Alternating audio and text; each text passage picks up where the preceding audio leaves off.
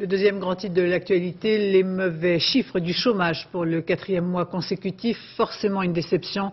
11 000 demandeurs d'emploi supplémentaires, une situation qui préoccupe le gouvernement. Émilie Lançon.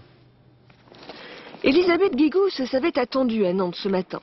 Les chiffres du chômage ne sont pas bons, elle le reconnaît elle-même, mais tout en nuances.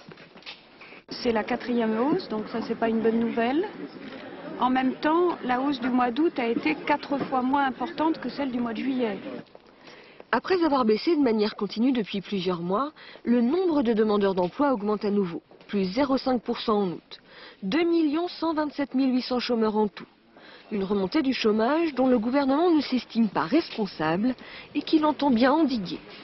Il y a le contre-coup de ce qui se passe aux États-Unis et c'est pourquoi il faut que le gouvernement, pendant les mois qui restent jusqu'à la fin de la législature, continue à traiter socialement le chômage, c'est-à-dire à créer de nouveaux emplois.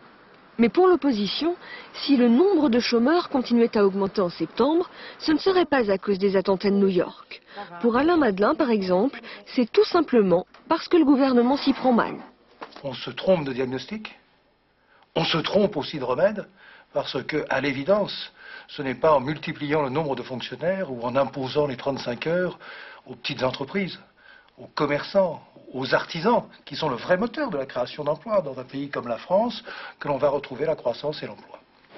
À 7 mois de la présidentielle, ces dernières statistiques tombent mal pour Lionel Jospin, qui comptait mettre en avant son bon bilan en matière d'emploi. Le groupe